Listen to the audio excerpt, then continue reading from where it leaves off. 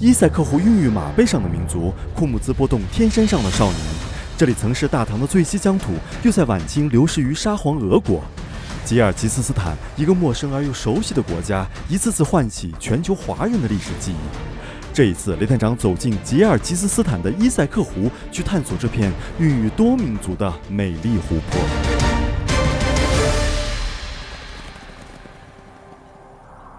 这一次，我是从北京大兴国际机场直飞吉尔吉斯斯坦的首都比什凯克。飞越天山山脉时，总能让人联想到那些为了连通西域的古人翻越天山时的情景。下了飞机，我的吉尔吉斯斯坦冒险之旅就此展开。但是我突然发现，我这个司机长得特别像哈萨克斯坦的总统，我们看一下像不像？我感觉那个哈萨克斯坦的总统在我身边。嗨，大家好，我是冒险雷探长。此刻呢，我是在吉尔吉斯斯坦的首都比什凯克。现在我所在这个地方呢，叫做阿拉套广场。阿拉套是什么意思呢？在这个当地语当中呢，人们称远处的那个天山叫做阿拉套山，所以这个广场因此得名。这个比什凯克呢，在吉尔吉斯语里面是搅拌马奶子的这个棒子，可见呢，吉尔吉斯人呢多么喜欢喝马奶子。我身后这个雕像上的人物呢，就是吉尔吉斯人心中的民族英雄马纳斯。马纳斯呢是一个生活在9世纪的一个英雄人物，他带领自己的后世几代人呢，一同呢为吉尔吉斯人呢打下了一片生活的乐土。我们中国的这个柯尔克孜族呢，跟这个吉尔吉斯坦的吉尔吉斯人呢，历史上呢是血脉相同，文化一体，是一个民族，只不过生活在不同的国家。我们这个柯尔克孜族人呢，他呢也同样有这个歌颂马纳斯的这么一种传统，所以说呢，马纳斯这个民族史诗呢，也成为了中国3大民族史诗中的其中之一。那么，雷探长既然来到了这个吉尔吉斯坦，还有哪些新的发现呢？就跟着我一起来探索一下吧，走。这一次，我首先前往吉尔吉斯斯坦的心脏伊塞克湖，于是我包了一辆车，从比什凯克出发，一路向东。现在雷探长呢要去这个伊塞克湖啊，伊塞克湖位于这个吉尔吉斯斯坦的东部啊。这个伊塞克湖呢可以说是这个齐河地区非常有名的一个湖泊了。在我身边这个呢是这个吉尔吉斯斯坦的朋友呢，叫做托尔啊。哎，我就问你，就是那个吉尔吉斯斯坦这边很多人都想来做生意，你觉得这边做生意容易吗？如果是铁路就是那个乌兹别克斯坦、吉尔吉斯坦和中国呢，中吉乌铁路，中吉铁路开设，所以越来越就是那个中国公司来到吉尔吉斯坦那是做生意的。现在人们的消费能力很强吗？有困难，对，很难大幅，对，就是恢复比较难。好，我给大家总结一下他刚才说的意思就是说呢，因为我今天转了一圈，我发现这边的消费呢跟中国的还是有区别因为中国人花钱呢有时候是大手大脚的，就是什么样都要体验，但这边呢这个市场环境呢好像还没有繁荣起来。但是他刚才补充了一下，就是说现在不是有那个中吉乌铁路嘛？那中吉乌铁路意味着什么？就是得有人来做生意，地方活跃起来，它的这个经营环境就好。你们这个地方我看了一下周围的环境特别像那个乌兰巴托。你知道乌兰巴托吧？就是那个蒙古国的首都乌兰巴特，乌兰巴特林乌德斯，就很像，就是有点像是曾经是一个草原，然后突然间建起了一些房子，就那种感觉。你小的时候这都是什么样子？你小的时候，比什凯克或者周围有这么大的城市吗？我小的时候没那么大。没那么大。对，但是有了人多了，有了人。就是那个经济发展吧，因为是我们的现在的总统和他的就是那个工作能力非常好。刚才那个托尔跟我说，旁边就是那个专门有警察在那就是钓鱼蹲点，然后就是查那个就是谁超速了而且呢，对面的司机呢还比较友好，他就提醒这边的来的司机呢，那边有警察在那蹲点，方法就是让那个灯一直在闪对。在卡萨克斯坦也是一样的是这样，看就是你们这也是一样的这个是苏联时期的工厂，大家看这个托尔跟我们说呢，这是苏联时候的工厂。现在呢，我看一下我们到哪儿了？现在呢，我们来到这个巴雷克旗。巴雷克西这是这个伊塞克湖最西边的第一个城市，也就是说我们一路呢向东开之后呢，来到伊塞克湖的第一站叫做巴雷克西，那边是苏联时候的工厂，看着好像很旧的样子。那你觉得现在哪个工作最重要？汽车？很难说，很难说啊。对，每个人有自己的就是喜欢的，就是那个也是啊，工作，也是啊，就是世界上一样的吧。我觉得你说的也有道理，因为来这个国家呢，可能很多东西都在发展，对，没有哪个好像就特别的突出。特别的。大家看，伊塞克湖，伊塞克湖，我们来了！看看，这就是这个很多中国人心中呢非常惦记的一片湖，就是在古代时候叫做热湖的伊塞克湖。很多人可能会从这跳水啊，所以说这边用这个当地语还写的和俄语呢写的这个禁止跳水。还不错，雷探长一大早来呢，他们听到这个当地的柯尔克斯人呢，就边在里面水里面泡着啊，边唱着这个自己家乡的歌谣。嗨，大家好，我是冒险雷探长。此刻呢，我来到了吉尔吉斯斯坦的非常著名的湖泊伊塞克湖。在这个吉尔吉斯斯坦呢，有句名言：你没有来到伊塞克湖，就等于没有来到吉尔吉斯斯坦。可能很多人都知道，这个伊塞克湖呢，曾经呢属于中国。在这个1864年呢，当时的清政府呢跟俄罗斯帝国呢签署了一个不平等的条约，就是堪分西北界约定。后来就把这个伊塞克湖呢就瓜分给了俄罗斯帝国。后来苏联解体之后呢，这个伊塞克湖呢就属于这个吉尔吉斯斯坦。这个伊塞克湖呢，它的这个平均深度呢是279米，最深的地方达到了700米，海拔呢是1600米。大家发现了吗？雷探长呢之所以来到这个伊塞克湖呢，是一定有一个原因啊，就是如果你想了解这个丝绸之路文化呢，伊塞克湖呢是非常有必要来的这么一站。因为呢，你看伊塞克湖呢，自古呢它就跟很多古代的民族有关，比如说这个古代的乌孙人啊，还有古代的肉支人啊，还有这个葛卢路、北匈奴契丹人、回鹘人都跟这个伊塞克湖有关。而且刚才所说的这些古代的这些民族呢，后来呢也演变成了现在的很多的民族啊。这里就是伊塞克湖了，那边是天山的山脉。在伊塞克湖里游泳是什么体验呢？伊塞克湖总给人感觉是那么的幽深，越往里走越能感受到水在变热，又似乎有股力量拉着我继续往前。从高空俯瞰，伊塞克湖的水底断崖式的下跌，最深处居然有700米。因为经常有人游泳会神秘失踪，所以也流传着水怪 Jack 的传说。这个水很有意思啊，越往里走，里面越热啊，然后呢味道有点危险的感觉，不是说非常的淡水的感觉，叫做热海。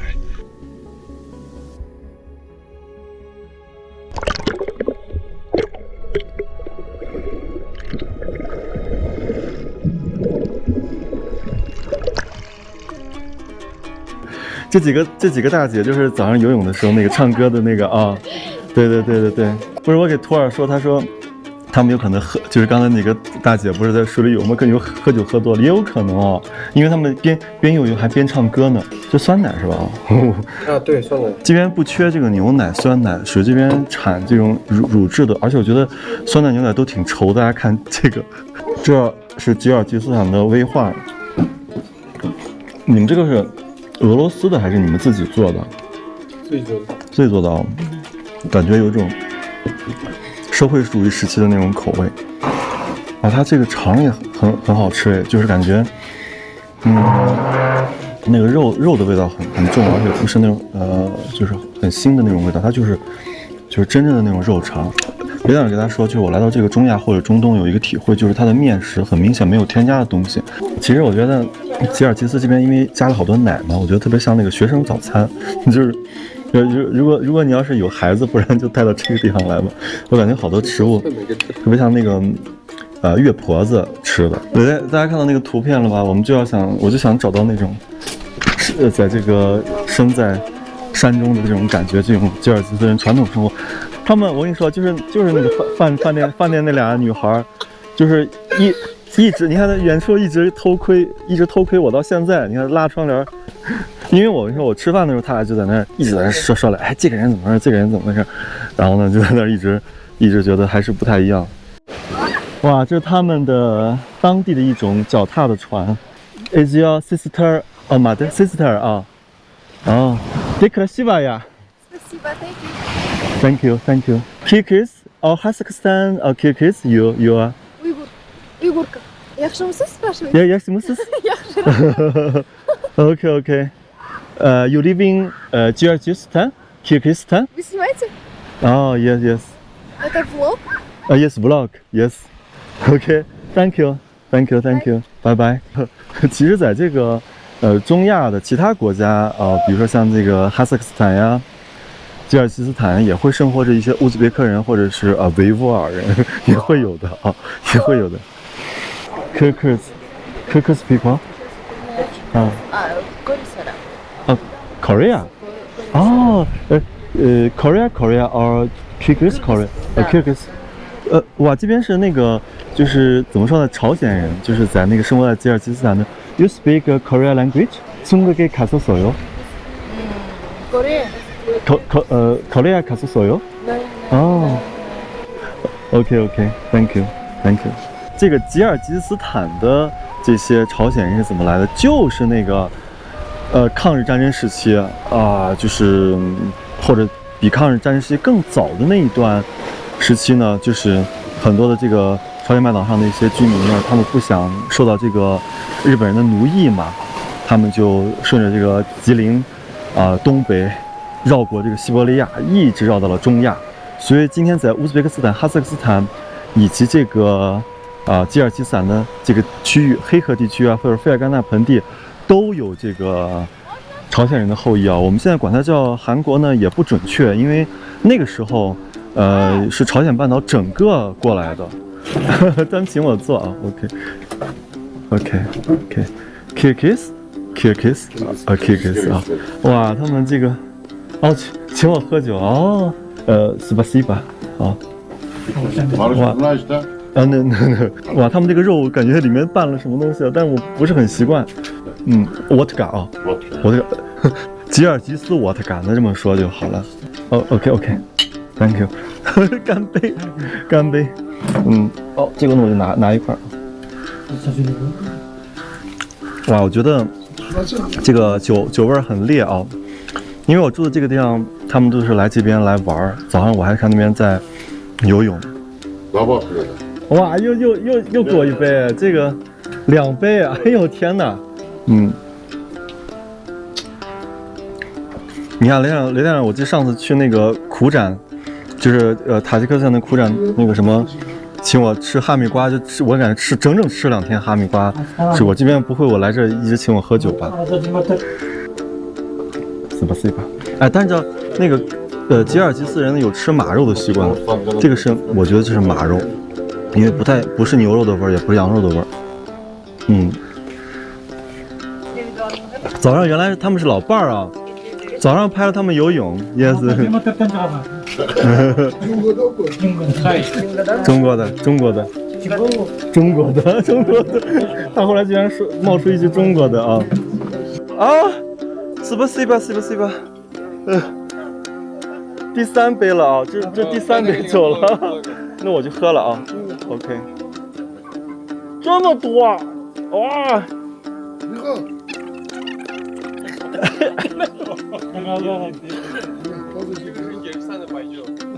啊，这是白酒，就算的白酒。我想跟大家说，我今天已经喝了第3杯了。我现在不是说跳那个伊塞克湖那么容易，我想变成鸟。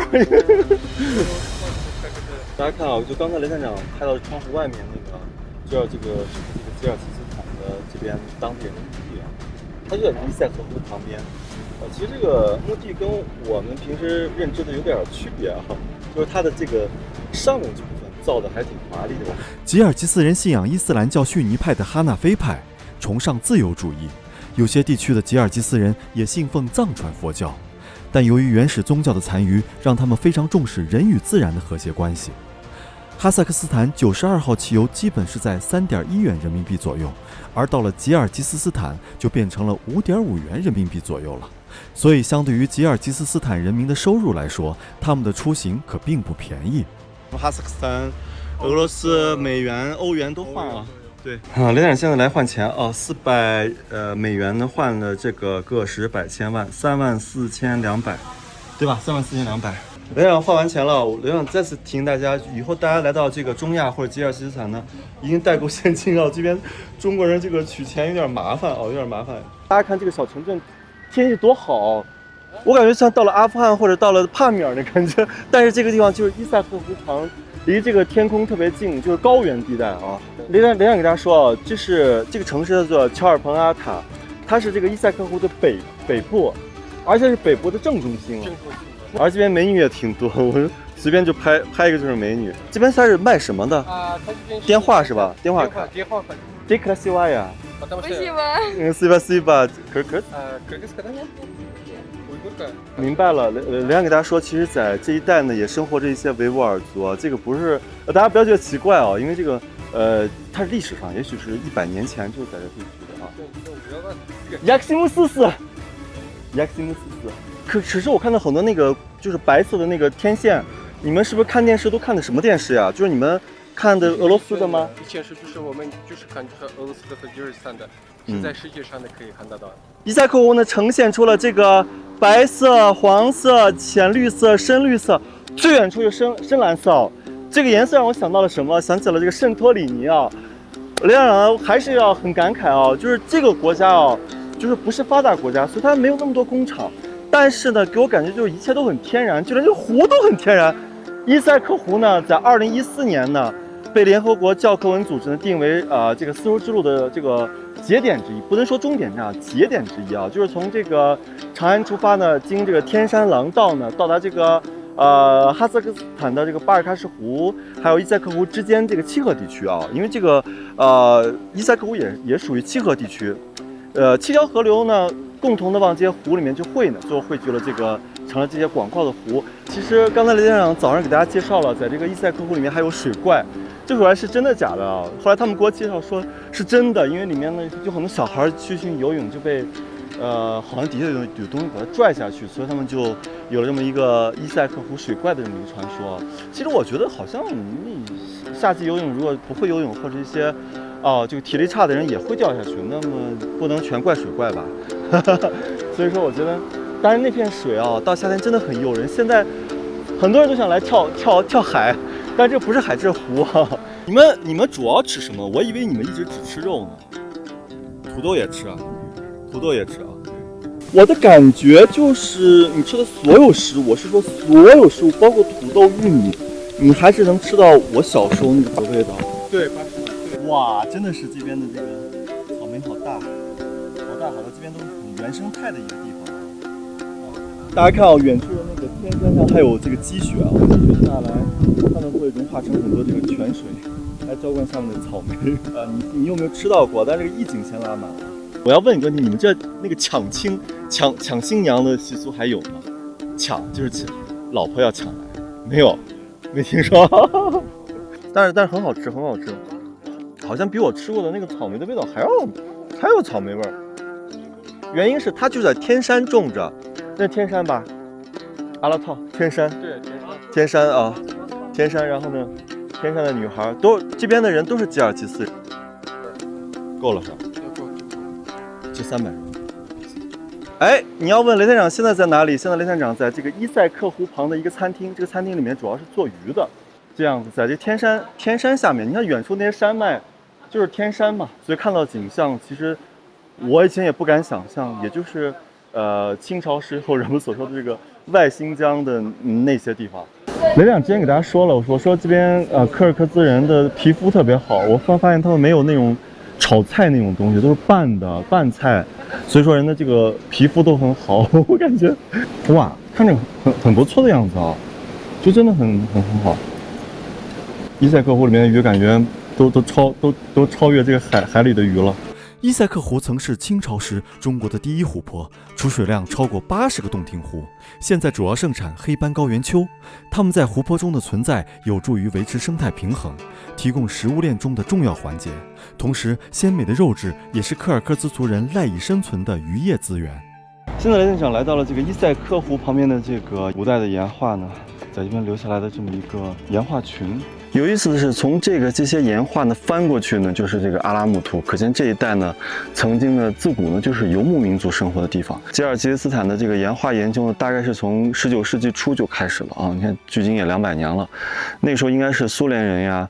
一起来研究，而且其实也有人认为呢，其实这些动物头的一个朝向呢，也向着它们往哪里走啊？有可能是往东边迁徙。大家看这边这个岩画上面呢也是狩猎的，但是这边呢都掉了啊，皮都掉了。但是实际上这个也是公元前1到7世纪。也可以说这个岩画在世界各地都有，很多人说这个东西怎么保护？它没办法保护。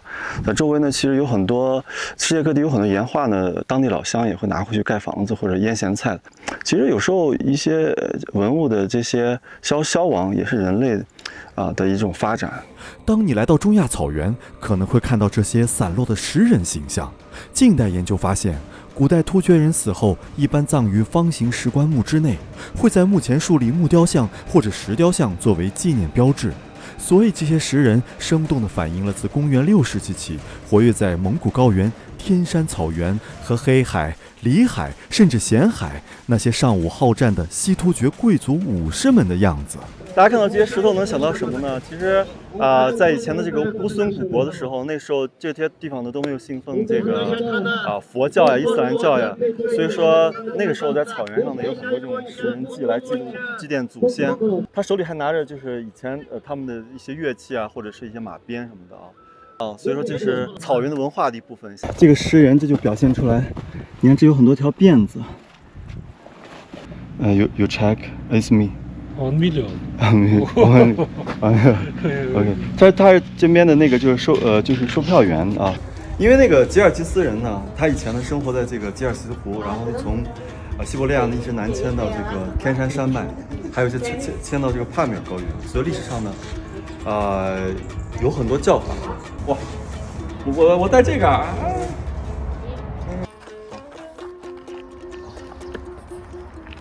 行，我站远一点。哇，大家看这只老鹰就眼睛炯炯有神。其实柯尔克孜族人呢，他们也有这个猎鹰的这个习俗。尤其其实老鹰呢本来就是这个可以捕猎的所以他们就是可以带着老鹰骑着马，然后看到猎物之后把这个老鹰就给它放出去。所以中国有句成语叫做“不见兔子不撒鹰”就是这么来的。它会咬人吗？